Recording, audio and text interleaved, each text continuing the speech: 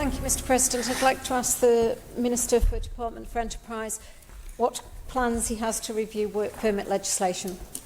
On the Minister for Enterprise, Honourable Member for Onchan, Mr Skelly. Good morning, Dr. I thank the Honourable Member for a timely question. The Department keeps work permit legislation under constant review.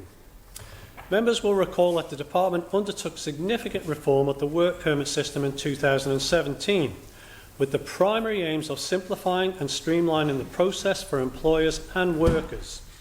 These reforms have been successful, and the majority of work permit applications continue to be dealt with either the same or next working day, with the process being able to be completed fully online.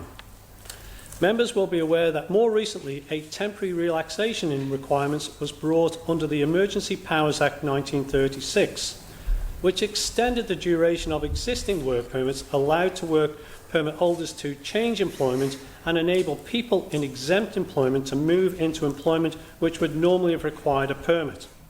These measures have helped displaced workers to undertake other employment and employers to fill vacancies more quickly.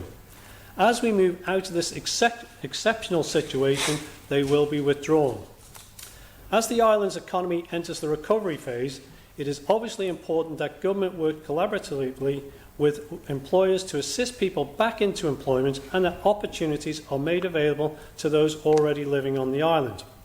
It is equally important, however, that both existing employers and those considering locating to the island are confident in the Isle of Man continuing to be a good place to do business, and it remains an island of enterprise and opportunity. Ectoran, I believe the current work permit system achieves that delicate balance, but it will be kept under review as the economy begins to return to normal. Guramaid. Supplementary, Ms Edge. Thank you, Mr President. I thank the Minister for confirming that he will keep it under constant review. Clearly, we had the employment statistics issued yesterday, and I hope that the Minister agrees with me, but I do genuinely believe that the International Labour Organisation estimate of unemployment is probably the correct one.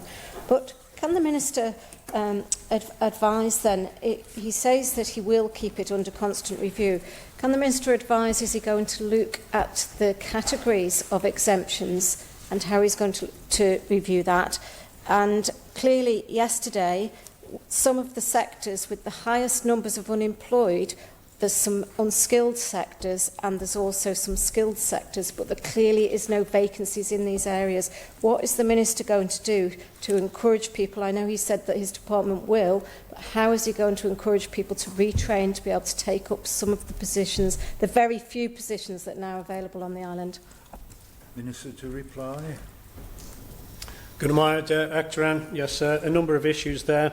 Yes, clearly we are following the statistics very, very closely. We're all very concerned, and bizarre, isn't it? It's only a few short months ago we were at a 15-year low in terms of unemployment, and here we are in 20-year high in just a few short months. So how things change very rapidly. So yes, we're very concerned. We are monitoring that very closely. And yes, the skills, I think the Honourable Member raises a really valid point, and that is, and this will come into the recovery plan, because we will need to reskill people. People will need to be upskilled. So working with our colleagues in education, it will be really important. And there are a lot of actual online training facilities which have been highlighted through this last few months, that people can retrain themselves online, which given our digital economy, which continues to grow and is in quite a positive position, we do think there are opportunities there. So our economy is changing very rapidly. It is always been very dynamic, I would suggest. So we will deal with the work permit system in a way that I've always stated, where we turn it on, we turn it off as and when needed for our local employment. But there will be a major focus on skilling, and that will come out very bold, I would suggest, when Treasury makes their statement next month in Tynwald with regards to the budget and the impact of the fiscal impact of the coronavirus. Guramaid. Supplementary question, Ms Edge.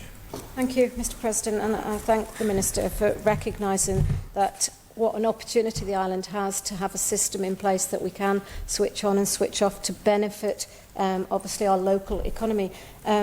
In this honourable place, the Minister stated in July 2017, and this really just follows up from what I've just said, and I hope that the Minister will take it on board, we must not look at work permits as the silver bullet.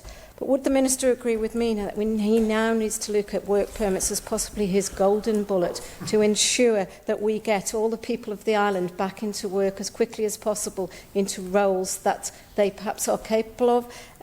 I appreciate we have a lot of people currently here on work permits, and I asked the Minister, in the labour market statistics yesterday, of the 34 people requiring work permits, it stated that 33 are under the age of 18.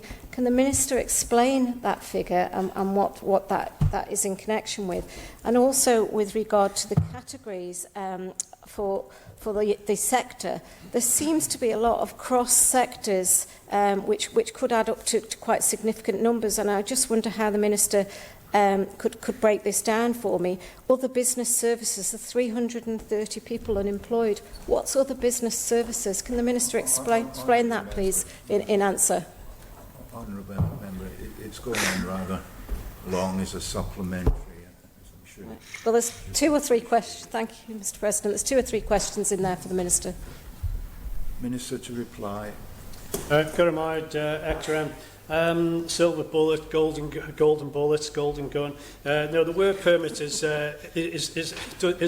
quite a number of things, and of course the previous question and Lauder raised the connection with regards to immigration.